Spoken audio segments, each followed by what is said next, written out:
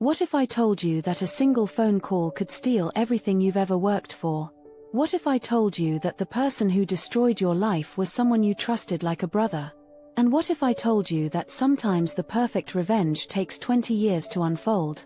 This is the story of Marcos Rivera, and what his cousin did to him will make your blood boil. But what Marcos did in return will shock you beyond belief. It started with a death. Marcos's grandfather, Vicente Rivera, owned 47 acres of prime land in Napa Valley. Rolling hills covered in ancient oak trees. A creek that never ran dry. Soil so rich it could grow anything. The property had been in their family for 4 generations. Vicente promised it would stay in the family forever. He promised it would go to Marcos, the grandson who helped him work the land every summer since age 12. The grandson who understood the value of legacy. The grandson who would never sell to developers. That promise died with Vicente on a rainy Tuesday in March. Marcos was 28 when he got the call. He was living in San Francisco, working as a software engineer, saving money to buy his own place. The plan was simple. When Vicente passed, Marcos would inherit the land. He would move back to Napa, build a house, start a family, live the life his grandfather had dreamed of. A life rooted in soil and tradition. A life that honored the past while building the future. But Marcos's cousin Tony had different plans. Plans that would destroy everything Marcos believed about family, loyalty, and justice. The funeral was held on a Thursday. Spring rain drummed against the chapel windows as family members shared memories of Vicente Rivera. Marcos spoke about summer mornings in the vineyard. About his grandfather's weathered hands teaching him to read the soil. About promises made under starlit skies. About legacy and love and the sacred trust between generations. Tony sat in the front row, nodding sadly, tears streaming down his face. He looked like a man devastated by loss. He looked like a grandson who truly mourned his grandfather's passing. He was the picture of grief. But Tony Rivera was actually calculating, planning, preparing to steal everything. The reading of the will was scheduled for the following Monday. Marcos took time off work. He drove up from San Francisco in his Honda Civic, windows down, breathing the familiar scent of oak and earth. He could already picture his future. The house he would build on the hill overlooking the valley. The garden his wife would tend. The children who would run through the same fields where he had played. The legacy would continue. The land would remain in Rivera hands. Marcos had never been more certain of anything in his life. He had never been more wrong. Vicente's lawyer, William Harrison, had handled the Rivera family's legal matters for 30 years. He knew every acre of the property, every easement and boundary line, every clause in every contract. He had drafted Vicente's will personally, sitting in the old man's kitchen, drinking coffee and discussing the future of the land. Harrison knew Vicente's wishes better than anyone, which made what happened next even more shocking. The meeting was held in Harrison's office on Main Street. Faded leather chairs arranged around a mahogany table scarred by decades of difficult conversations. Marcos arrived early, nervous but excited. This was the moment he had been preparing for his entire adult life. Tony arrived with his wife, Sandra, a real estate agent from Sacramento. She carried a briefcase and wore the smile of someone who knew a secret. Marcos thought she was there for emotional support. He thought she was being a good wife to a grieving husband. He had no idea she was there to help execute the perfect theft. Harrison cleared his throat and opened the manila folder containing Vicente's final wishes. The room fell silent except for the tick of an antique clock and the whisper of papers being shuffled. Marcos leaned forward, eager to hear the formal words that would make him a landowner. That would give him the foundation to build his dreams on. Harrison began to read in his careful lawyer's voice. And with each word, Marcos's world crumbled. I, Vicente Rivera, being of sound mind and body, do hereby bequeath my property in Napa County, California, consisting of 47 acres, to my grandson Antonio Rivera, known as Tony, in recognition of his devotion to the family business and his commitment to preserving our legacy. The words hit Marcos like physical blows. Antonio Rivera. Tony. not Marcus. The land was going to Tony. The legacy was being handed to the wrong grandson. The promise was broken. Marcus stared at Harrison in shock. There had to be a mistake. A mix-up. A clerical error. Vicente had been clear about his intentions for decades. The land was meant for Marcus. Everyone knew that. Family dinners had been built around that assumption. Life plans had been made based on that promise.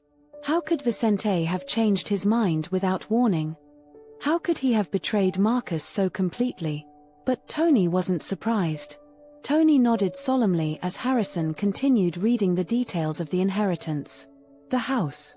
The outbuildings. The water rights. All of it going to Tony. Sandra squeezed her husband's hand and whispered something about Vicente making the right choice.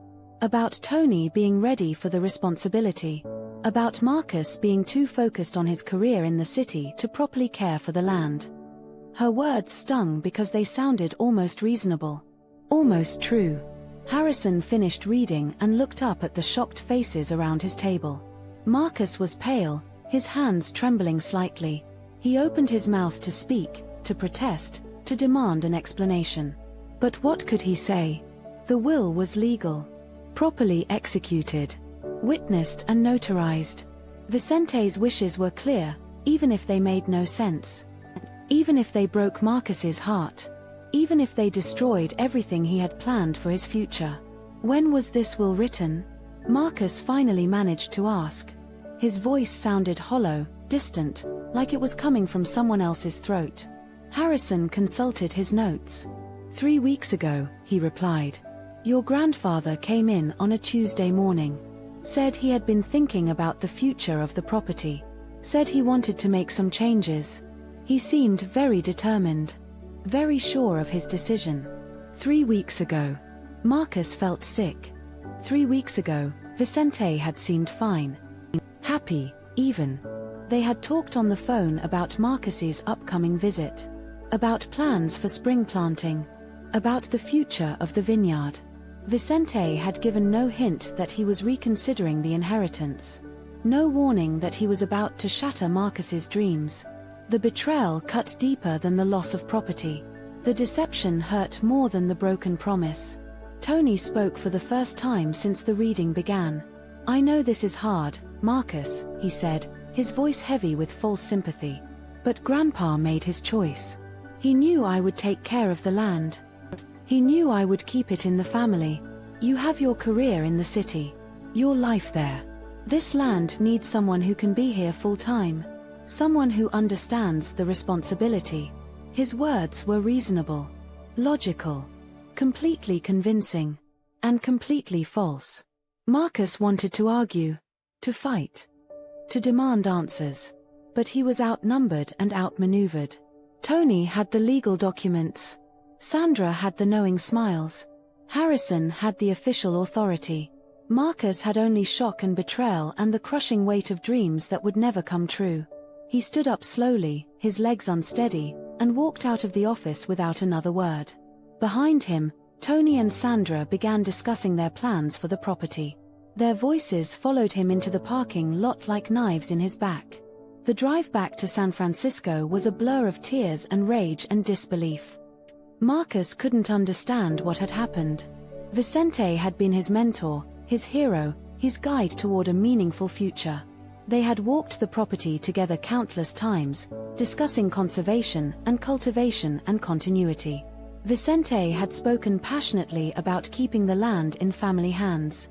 About resisting the developers who circled like vultures. About maintaining the legacy that 4 generations of Riveras had built. How could he give that legacy to Tony? Marcus knew Tony well. They had grown up together. Played together as children. Competed for their grandfather's attention as teenagers. But Marcus had always been the one who loved the land. Who understood its rhythms and respected its history. Tony had been interested in other things. Cars and girls and easy money. He had moved to Sacramento after high school. Started a construction business. Made good money building subdivisions on former farmland. He was exactly the kind of person Vicente had always criticized. The kind of person who saw land as commodity rather than legacy. But Tony had visited Vicente regularly in the final months. Marcus remembered now. Phone calls interrupted by Tony's here, we'll talk later. Weekends when Marcus drove up to find Tony already there, deep in conversation with their grandfather. At the time, Marcus had been grateful. Glad that Tony was finally showing interest in family. Finally spending time with the old man who had raised them both after their parents died in a car accident.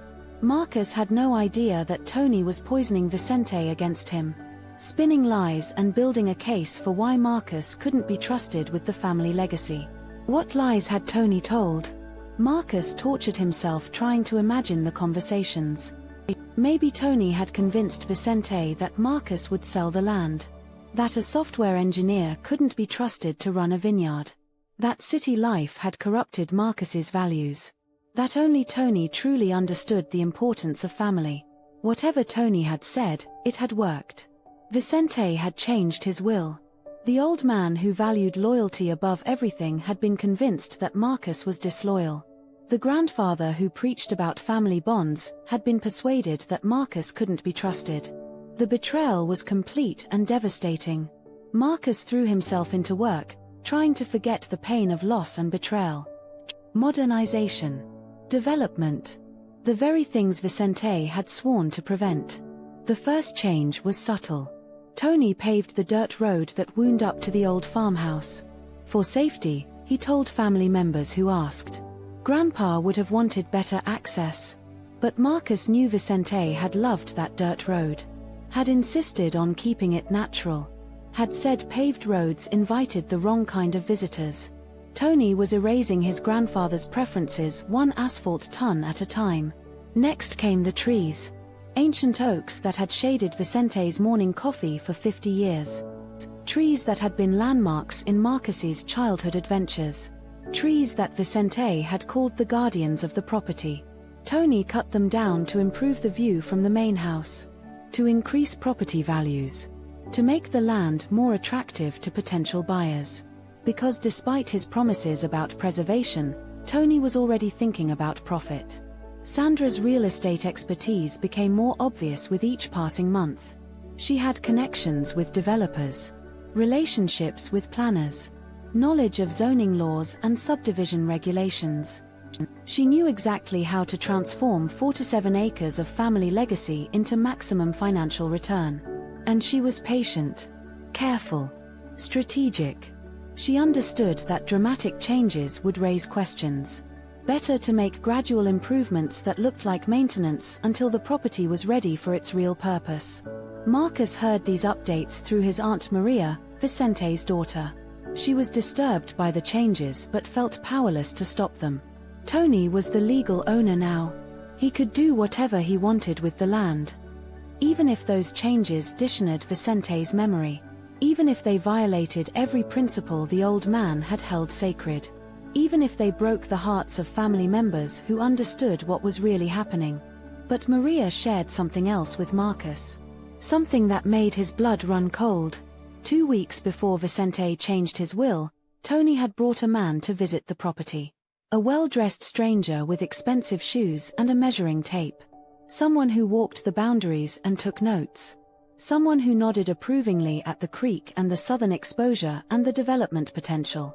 Someone who clearly wasn't interested in vineyard operations or family legacy.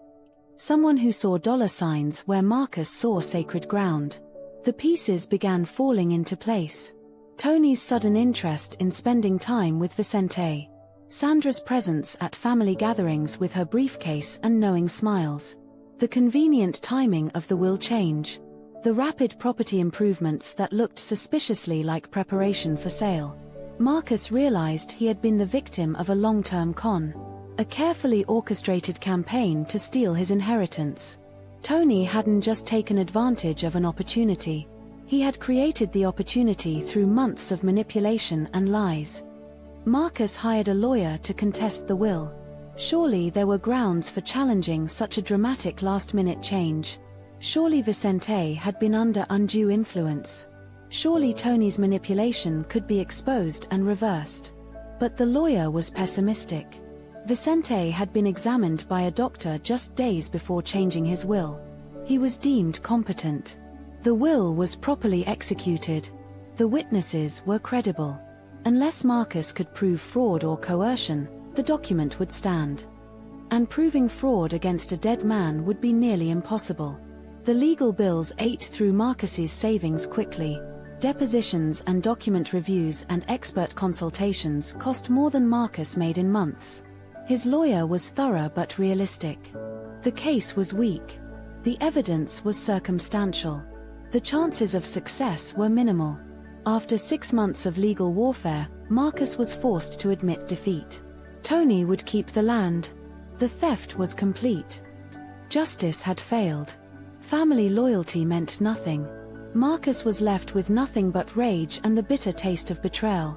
But Marcus was a software engineer. He understood systems and patterns and logic. He understood that complex problems required elegant solutions. And he understood that sometimes the best revenge is the one that takes years to unfold. Marcus began to plan. Not the quick, emotional revenge of a hurt grandson, but the patient, systematic revenge of a man who had been trained to think 3 steps ahead. Marcus was going to destroy Tony Rivera. But first, he was going to let Tony destroy himself. The plan required patience. Marcus would wait and watch and gather information while Tony proceeded with his development scheme. Every permit application would be documented. Every zoning variance would be recorded. Every building code violation would be photographed. Every environmental regulation would be monitored. Marcus would become an expert on every law that governed land development in Napa County. And when Tony finally made his big move, Marcus would be ready to destroy him. Tony moved quickly once the legal challenges ended. The old farmhouse was demolished to make room for something more impressive. The barn that had sheltered livestock for 70 years was torn down to improve sightlines. The vegetable garden where Vicente had grown food for the family was paved over for parking. Each destruction felt personal to Marcus. Each change erased another piece of family history. But Marcus documented everything. Photographed every violation. Recorded every desecration. He was building a case for future justice. The real purpose of Tony's improvements became clear when the for sale sign appeared. Sandra had done her work well. The property was listed as premium development opportunity, 47 acres of paradise in Napa Valley. The asking price was $12 million. More money than Marcus had ever imagined. More than enough to make Tony rich beyond his dreams. More than enough to justify stealing from family. The betrayal was complete, but the crime was finally exposed. Marcus felt sick reading the listing description. Rare opportunity to create luxury estate or exclusive development in prestigious Napa Valley location. Stunning views, year-round creek, approved for residential construction. Perfect for discriminating buyer seeking privacy and prestige. Every word was a knife in Marcus's heart. Every phrase mocked Vicente's memory. The land that had been farmed by 4 generations of Riveras was being marketed like a commodity. The legacy was being sold to the highest bidder. But Marcus noticed something interesting in the fine print. The property was being marketed as having approved development rights.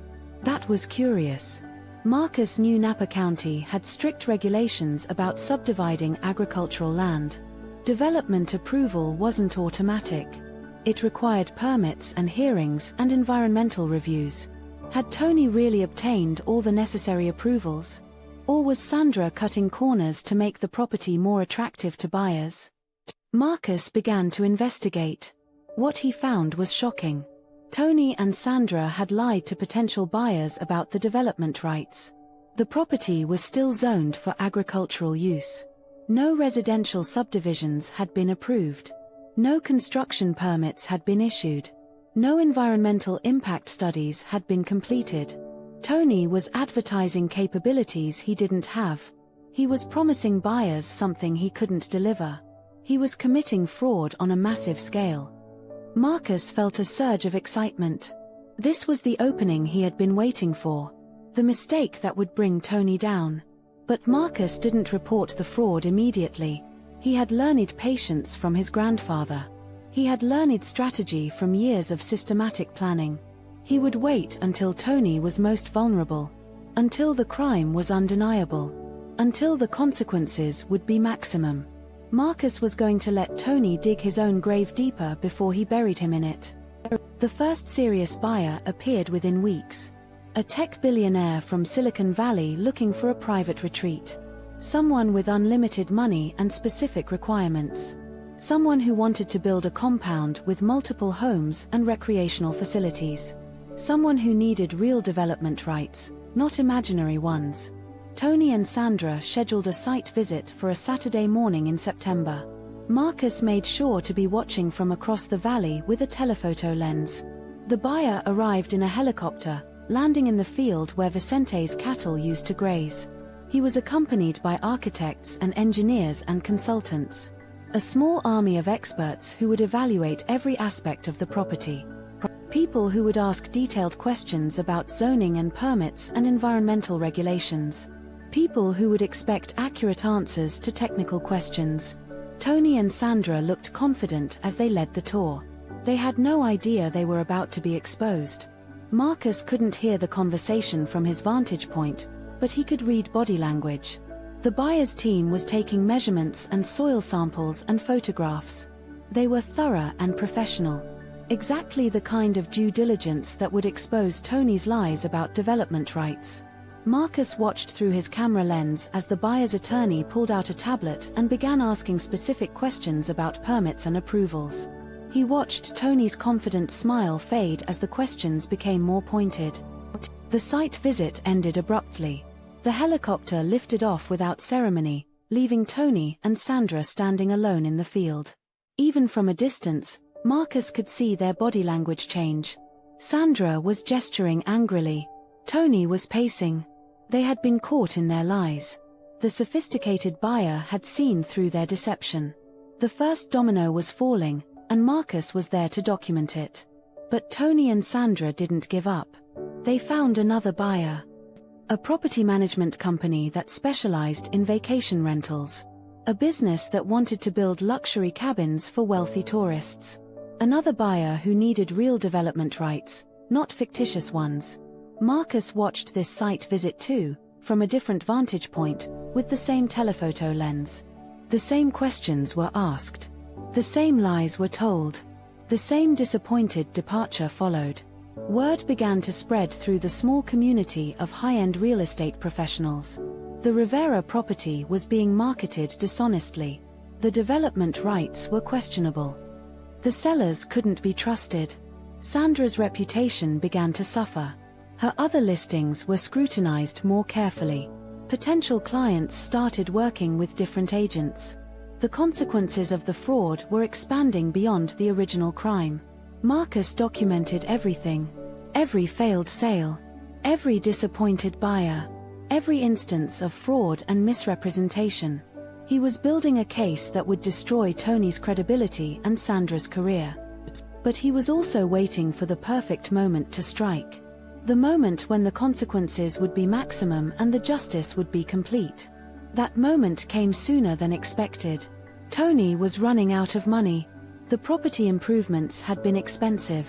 The ongoing mortgage payments were substantial. The failed sales attempts had drained his resources. He needed to sell quickly, even if it meant accepting less than his asking price. Desperation was making him sloppy. He was taking bigger risks and telling bigger lies. He was setting himself up for the perfect fall. Sandra found a buyer who seemed perfect for their needs. A real estate investment trust that purchased land for future development. A company with deep pockets and minimal patience for due diligence. A buyer who might accept Tony's assurances about development rights without excessive investigation. The sale was structured as an all-cash transaction with a 30-day closing. Tony and Sandra thought they had found their salvation. They had actually found their destruction. Marcus knew about the pending sale within hours. His network of contacts in the real estate community kept him informed about all activity related to the property. He knew the buyer's identity and financial capacity. He knew the proposed terms and timeline. And he knew exactly when to strike for maximum impact. The moment when Tony felt most secure would be the moment Marcus destroyed him. The purchase contract was signed on a Tuesday morning. Tony and Sandra celebrated with expensive champagne and dreams of easy money. $12 million would solve all their problems and finance their next schemes. They had beaten the system, outsmarted their critics, turned Vicente's legacy into personal wealth. They thought they were criminal masterminds. They were actually sitting ducks waiting for Marcus to pull the trigger. Marcus waited until the buyer began their formal due diligence process. He waited until they hired attorneys and engineers and environmental consultants. He waited until a small army of professionals was examining every aspect of the property and its development potential. Then he made his move. Not with lawsuits or confrontations or emotional appeals, but with information. Pure, documented, undeniable information about the fraud Tony and Sandra had committed. The package Marcus sent to the buyer's attorney was comprehensive. Photographs of the fraudulent marketing materials. Copies of zoning documents showing the agricultural restrictions. Records of failed permit applications. Evidence of environmental violations during Tony's property improvements. Documentation of every lie and misrepresentation Tony and Sandra had made. The case was airtight. The fraud was undeniable. The consequences would be devastating. The buyer's attorney called an emergency meeting for Friday afternoon. Tony and Sandra arrived confident, expecting routine questions about closing details. Instead, they walked into an ambush. The attorney had Marcus's evidence spread across a conference table like an indictment. Photographs and documents and records of deception. The lies were exposed. The fraud was proven. The deal was dead. But the attorney didn't stop with canceling the purchase contract. He threatened criminal prosecution for fraud, civil lawsuits for damages, professional sanctions for Sandra's real estate license. The consequences were multiplying exponentially. What had started as a simple property transaction was becoming a life-destroying scandal. Tony and Sandra left the meeting in shock, their dreams of easy money turning into nightmares of legal liability. Marcus wasn't finished. The information package he had sent to the buyer's attorney was just the beginning. Copies went to the district attorney's office, to the real estate licensing board, to the Environmental Protection Agency, to every regulatory body with jurisdiction over Tony's crimes. Marcus had turned his evidence into a guided missile aimed at destroying everyone who had participated in stealing his inheritance. The local newspaper picked up the story within days. Family property fraud exposed in Napa Valley read the headline above a detailed article about Tony's deception. The reporter had done thorough research, interviewing family members and legal experts and environmental advocates. The story painted Tony and Sandra as greedy opportunists who had stolen family legacy and violated environmental protections for personal profit. The public humiliation was complete. Sandra's real estate license was suspended pending investigation. Her brokerage firm fired her to avoid association with the scandal. Her other clients fled to competitors. Her career was destroyed overnight. Years of building professional relationships and reputation were wiped out by association with the fraud. She had helped Tony steal Marcus's inheritance and lost her own livelihood in the process. Tony faced criminal charges for fraud and environmental violations. The district attorney was aggressive, treating the case as an example of white-collar crime that demanded serious consequences. Tony hired expensive lawyers who consumed his remaining resources while offering little hope of avoiding conviction. The stolen inheritance was becoming a financial disaster that would bankrupt him even if he avoided prison. But Marcus had saved the best for last. The most devastating revelation. The evidence that would not only destroy Tony but vindicate Marcus's faith in his grandfather. Hidden among Vicente's personal papers, Marcus had found something that changed everything. A document that proved Tony's lies went deeper than anyone imagined. A secret that would restore Marcus's faith in family loyalty and destroy Tony's last shred of dignity. Vicente had never intended to change his will. The document leaving everything to Tony was a forgery. a sophisticated fraud that Tony and Sandra had orchestrated with the help of a corrupt lawyer who had since fled the state. The real will, properly executed and witnessed, left the property to Marcus exactly as promised. Vicente had never betrayed his favorite grandson. He had been betrayed by the family member he trusted to handle his legal affairs. The evidence was overwhelming. Handwriting analysis proved the signature was forged. Document examination revealed alterations and insertions. Computer forensics showed the will had been created on Sandra's laptop using fonts that didn't exist when Vicente supposedly signed it. The fraud was sophisticated but not perfect. Marcus had found every flaw, documented every deception, built an unbreakable case for the truth. Harrison, the family lawyer, was devastated when Marcus presented the evidence. He had been duped by the forged document and corrupted lawyer. He had unknowingly participated in the fraud that stole Marcus's inheritance. His guilt was genuine, but his professional responsibility was clear. The forged will had to be exposed. The real will had to be probated. Justice had to be served, even if it came years too late. The legal process moved quickly once the forgery was proven. Tony's ownership of the property was voided. The sale contract was nullified. All improvements and changes were deemed unauthorized and subject to reversal. Marcus became the rightful owner of his grandfather's legacy, but the land had been damaged by years of Tony's destructive modifications. The victory was sweet but incomplete. Tony's world collapsed completely when the forgery was exposed. Criminal fraud charges became federal crimes involving document forgery and wire fraud. Prison time became inevitable. His construction business failed when clients learned about his dishonesty. His marriage to Sandra crumbled under the pressure of scandal and legal liability. He lost everything he had gained through deception and faced years of imprisonment for his crimes. But Marcus wasn't satisfied with Tony's destruction. He wanted the land restored to Vicente's vision. He wanted the family legacy rebuilt from the ashes of betrayal. He wanted to honor his grandfather's memory by undoing all the damage Tony had caused. The restoration would take years and cost hundreds of thousands of dollars, but Marcus was committed to making it happen. The old farmhouse was rebuilt using photographs and Vicente's own sketches. The barn was reconstructed with traditional materials and methods. The vegetable garden was replanted with heirloom varieties Vicente had favored. The ancient oaks couldn't be restored, but young trees were planted in their memory. Every improvement Tony had made was undone. Every violation of Vicente's vision was corrected. Marcus quit his job in San Francisco and moved back to the property full-time. He studied viticulture and organic farming. He learned about soil conservation and water management. He became the grandson Vicente had always believed he would be. The grandson who understood that land was legacy, not commodity. The grandson who honored the past while building the future. The vineyard was replanted with varieties Vicente had grown in his youth. Zinfandel and Petite Syrah and Carignan. Old world grapes that required patience and understanding. Varieties that produced character more than quantity. The kind of wine Vicente had made for family celebrations rather than commercial sale.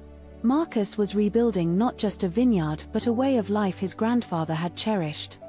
Tony was sentenced to 7 years in federal prison for fraud and forgery. Sandra received 3 years for her role in the conspiracy. The corrupt lawyer was captured in Mexico and extradited to face additional charges. The network of deception was completely dismantled. Justice was served, though it came too late to spare Marcus years of pain and betrayal. The legal system had failed initially but ultimately corrected itself. Marcus married a woman he met at the local farmers market. Elena was a chef who appreciated the connection between land and food. She understood the importance of legacy and tradition. She helped Marcus transform the restored property into something Vicente would have been proud of. Their children grew up walking the same paths Marcus had explored as a boy. The legacy continued as Vicente had always intended. The Rivera property became a model of sustainable agriculture and land conservation. Marcus gave tours to school groups and agricultural students. He shared Vicente's wisdom about working with the land rather than against it. He taught the values of patience and stewardship and long-term thinking. The property that had been nearly destroyed by greed became an example of proper land management. Sandra was released from prison after serving 18 months. She tried to rebuild her life in a different state, using a different name. But the internet never forgets. Her fraud was documented forever in news articles and court records. She worked various jobs under different identities, always looking over her shoulder for discovery. Her reputation was permanently destroyed. Her career was permanently over. She paid the price for helping Tony steal from family. Tony served his full sentence without parole. Prison was hard for a man accustomed to respect and success. His fellow inmates had little sympathy for white-collar criminals who stole from family. He was attacked twice and spent months in protective custody. His health deteriorated under the stress. By the time he was released, he was a broken man with no resources and no prospects. The inheritance he had stolen had cost him everything. Marcus occasionally saw Tony around town after his release. A shabby figure doing odd jobs and living in cheap motels. A man who had once owned 4 to 7 acres of prime real estate reduced to begging for work from former associates. Marcus felt no satisfaction in Tony's downfall. No joy in his cousin's suffering. Justice had been served, but family relationships had been destroyed forever. Some wounds never heal completely. The property that had been the source of so much conflict became a source of healing and growth. Marcus and Elena raised their children with strong values about honesty and family loyalty. They taught the importance of earning what you have rather than taking what belongs to others. They shared Vicente's stories and wisdom with a new generation that would carry the legacy forward. Elena's restaurant featured ingredients grown on the Rivera property. Vegetables and herbs and fruits that connected diners to the land that produced them. The menu told stories about sustainable farming and family tradition. Customers could taste the history in every dish. The property that had nearly been destroyed by development became the foundation for a business that celebrated its agricultural heritage. Marcus published a book about his experience with property fraud and family betrayal. The story resonated with readers who had faced similar challenges with inheritance and family loyalty. The book became a resource for people dealing with elder abuse and property crimes. Marcus donated the profits to legal aid organizations that helped families fight fraudulent inheritance claims. His pain was transformed into help for others. The vineyard produced its first commercial vintage 15 years after Marcus regained the property. The wine was made in small quantities using traditional methods Vicente had learned from his father. Each bottle carried a label with Vicente's photograph and a story about family legacy. The wine sold for premium prices to customers who appreciated the history and values it represented. Quality over quantity, just as Vicente had always preached. Tony died alone in a Modesto boarding house 23 years after stealing the property. His body wasn't discovered for 3 days. No family members attended his funeral. He was buried in a pauper's grave with a generic headstone. The man who had once owned millions of dollars worth of prime real estate died with nothing but the clothes on his back. His greed had consumed everything he had gained and everything he might have been. Marcus learned about Tony's death from a brief newspaper obituary. He felt a complex mixture of sadness and relief. The man who had betrayed him was gone, but so was the cousin he had once loved like a brother. The rivalry that had defined their adult relationship was over. The pain that had motivated Marcus's revenge was finally laid to rest with Tony's body. Forgiveness was possible now that justice was complete. Sandra tried to contact Marcus after Tony's death. She wanted to apologize for her role in the fraud. She wanted forgiveness for helping steal his inheritance. But Marcus wasn't ready for reconciliation. Some betrayals cut too deep for easy forgiveness. Some wounds need more time to heal. He didn't reject Sandra's overture, but he didn't embrace it either. Some relationships can't be restored, even with genuine remorse. The Rivera property continued to thrive under Marcus's stewardship. The restored vineyard produced award-winning wines that honored Vicente's memory. The sustainable farming practices protected the soil for future generations. The educational programs taught visitors about land conservation and family legacy.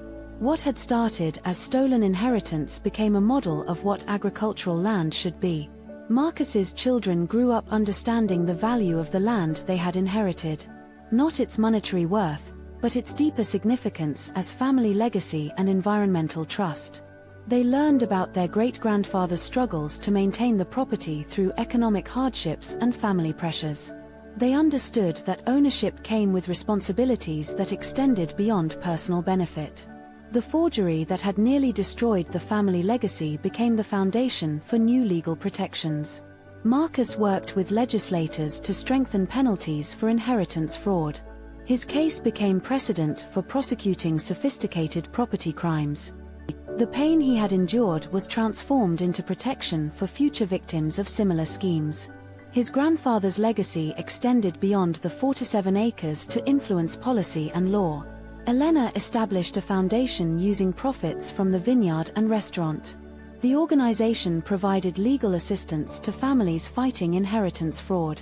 It also supported sustainable agriculture programs and land conservation efforts. The foundation became Vicente's lasting legacy, protecting other families from the betrayal Marcus had endured while promoting the values the old man had cherished. The property that had been nearly lost to development became a conservation easement. Marcus legally protected the land from future subdivision or commercial development. The 47 acres would remain agricultural forever, safe from the greed and short-sightedness that had nearly destroyed it. Vicente's vision was secured for all future generations of the Rivera family. Marcus often walked the property in the early morning, just as his grandfather had done. He would stop at the creek and listen to the water flowing over rocks. He would examine the vines and check the soil moisture. He would plan the day's work and think about long-term goals. In those quiet moments, he could feel Vicente's presence and approval. The legacy was secure. The family honor was restored. Justice had been served, though it had taken decades to achieve. The story of the Rivera property became local legend, a cautionary tale about family greed and the power of patient revenge, but also an inspiring story about restoration and redemption, about the difference between ownership and stewardship, about the importance of protecting what matters most, even when the cost is high and the timeline is long. The land that had been stolen through deception was saved through determination and justice. Sandra eventually found peace working as a counselor for people struggling with addiction and crime. Her own experience with fraud and imprisonment gave her credibility with clients who had made similar mistakes. She never tried to contact Marcus again, but she followed news about the property and felt genuine happiness at its restoration. Her redemption was personal and private, but it was real. Some people do learn from their mistakes and change their lives for the better. Marcus's children brought friends to the property for school projects and summer camps. Young people learned about sustainable farming and water conservation. They saw examples of how land could be managed for long-term benefit rather than short-term profit. They understood that wealth could be measured in more than money. The educational mission became as important as agricultural production. The vineyard's reputation grew slowly but steadily. Wine critics praised the authentic character and traditional methods.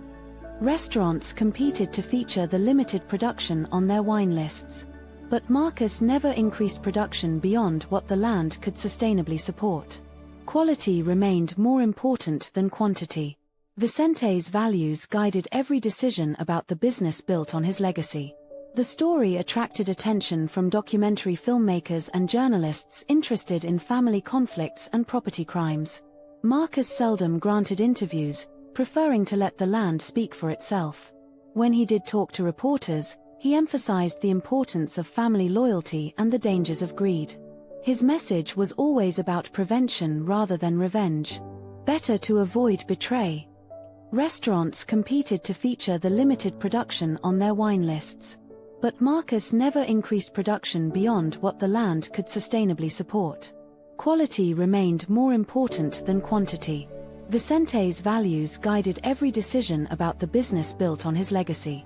The story attracted attention from documentary filmmakers and journalists interested in family conflicts and property crimes. Marcus seldom granted interviews, preferring to let the land speak for itself. When he did talk to reporters, he emphasized the importance of family loyalty and the dangers of greed. His message was always about prevention rather than revenge. Better to avoid